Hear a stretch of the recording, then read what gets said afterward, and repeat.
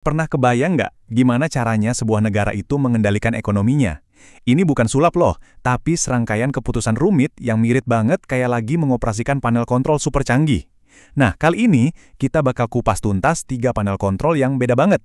Satu yang biasa kita kenal, satu yang diatur pakai etika, dan satu lagi yang bilang panel kontrolnya mending dihancurin aja sekalian. Jadi, gimana sih sebetulnya sebuah negara, entah itu Indonesia atau negara manapun, ngatur perputaran uang, menjinakkan inflasi yang liar, dan memanasin mesin pertumbuhan ekonominya? Siapa sih yang pegang kendali, dan tombol-tombol apa aja yang mereka pencet? Coba deh, anggap aja kebijakan moneter itu kayak panel kontrol utamanya ekonomi. Tujuannya kelihatannya simpel, jaga mesin ekonomi biar jalan terus, tapi nggak sampai kepanasan atau malah mogok di tengah jalan. Nah, bank sentral itu pilotnya, yang terus-terusan utak-atik tombol dan tuas buat nemuin setelan yang paling pas. Oke, di penelusuran kita kali ini ada 4 bagian yang akan kita bahas. Kita mulai dari sistem yang paling umum, terus kita geser ke pendekatan yang dasarnya beda banget. Habis itu, kita lihat kritik super tajam yang nantang keduanya, dan terakhir, kita coba satukan semuanya. Yuk, kita mulai dari panel kontrol yang paling banyak dipakai di seluruh dunia. Pertama, ayo kita bedah panel kontrol standar yang dipakai sama sebagian besar negara di dunia, termasuk Bank Indonesia kita. Ini nih, model yang paling sering kita dengar di berita-berita ekonomi. Yuk kita coba ikutin alurnya. Semuanya itu berawal dari sini, dari bank sentral kayak Bank Indonesia, yang nentuin suku bunga acuan. Keputusan ini tuh kayak kita lempar batu ke air, efeknya menyebar.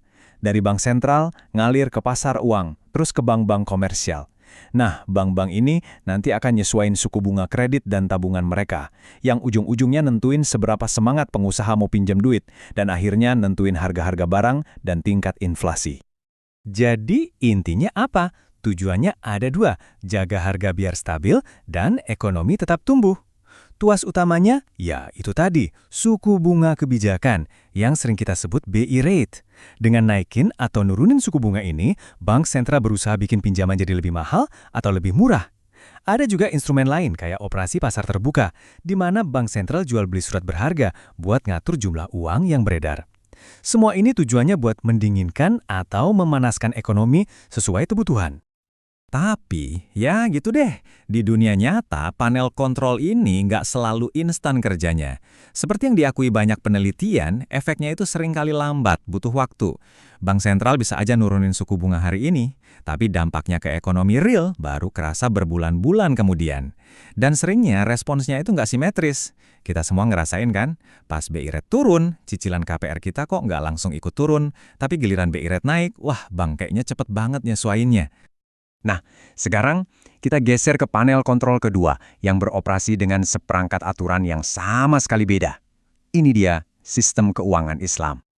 Fondasi dari semua ini adalah larangan riba alias bunga. Dalam kacamata ekonomi Islam, uang itu nggak boleh beranak, jadi lebih banyak uang cuma karena dipinjemin atau disimpan. Uang itu fungsinya sebagai alat buat mempermudah pertukaran barang dan jasa, bukan barang dagangan itu sendiri. Prinsip ini mengubah total cara kerja uang dan resiko. Perbedaannya fundamental banget. Di sistem konvensional, yang minjemin duit dapat untung pasti, risikonya lebih banyak ditanggung sama yang pinjem. Kalau di sistem Islam, dibalik, semua pembiayaan harus nyantol ke usaha yang real. Pemberi dana sama pengusaha itu jadi mitra. Kalau usahanya untung, untungnya ibagi. Kalau rugi, ya kerugiannya ditanggung bareng-bareng juga. Coba deh lihat 2 diagram ini. Strukturnya kelihatan mirip kan? Bank sentral tetap jadi titik awalnya, tapi perhatiin deh bedanya di level bank. Di model konvensional, bank nentuin besaran bunga kredit. Kalau di model Islam, mereka nentuin nisbah bagi hasil dan margin keuntungan. Ini bukan cuma ganti nama ya, ini perubahan total mekanisme dari pinjaman berbasis bunga jadi kemitraan yang berbasis risiko. Tapi tunggu dulu. Terlalu simpel kalau kita nganggap ekonomi Islam itu cuma satu blok pemikiran yang seragam. Kenyataannya, di dalamnya itu ada perdebatan dan keragaman pemikiran yang kaya banget. Di sini, kita bisa lihat ada 3 kubu. Ada kaum pragmatis di mainstream yang coba bikin prinsip syariah bisa jalan di sistem keuangan modern. Terus ada kaum kritis dari mazhab alternatif yang lebih fokus ke keadilan sosial dan pertumbuhan sektor real. Dan terakhir ada kaum puritan dari mazhab revivalis yang mau balik ke akar, bahkan sampai nyaranin kita pakai mata uang emas dan perak lagi. Oke, sekarang kita pindah ke perspektif ketiga. Yang ini beda banget. Mereka bukan cuma mau ganti tombol di panel kontrol, tapi justru mempertanyakan kenapa panel kontrol itu harus ada. Mereka ini ngajuin ide yang lumayan mengejutkan. Gimana kalau semua usaha bank sentral buat nolongin dan ngatur ekonomi, itu justru jadi sumber utama dari semua krisis yang sebenarnya pengen mereka hindari? Nah, ini dia, inti teori mereka. Waktu bank sentral nurunin suku bunga di bawah level alaminya, itu sama aja kayak ngasih sinyal yang salah ke seluruh ekonomi. Ibaratnya, kita sengaja ngerusakkan kompas, jadi semua kapal berlayar ke arah yang salah. Sinyal yang salah inilah yang menyebabkan apa yang mereka sebut malinvestment atau salah investasi. Para pengusaha, karena tergiur kredit murah, jadi nekat mulai proyek-proyek yang sebetulnya nggak didukung sama tabungan real masyarakat. Mereka bangun properti yang nggak ada pembelinya, atau bikin startup teknologi yang nggak punya model bisnis. Ekonomi kelihatannya booming, padahal sebenarnya lagi bangun istana pasir, yang menurut mereka persis terjadi waktu krisis perumahan 2008. Jadi prosesnya tuh begini. Bank sentral memompa kredit murah, muncullah boom ekonomi yang palsu. Semua orang merasa kaya, lalu investasi gila-gilaan. Tapi pada akhirnya, realita datang menjemput. Gelembungnya pecah. Nah, bagi kaum Austria, resesi itu bukan penyakitnya. Resesi itu justru obatnya.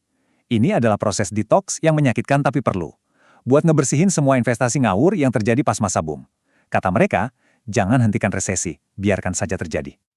Oke, setelah kita jalan-jalan ke 3 pendekatan yang beda banget ini, yuk kita coba rangkum dan taruh mereka dalam satu spektrum, biar kelihatan posisinya di mana.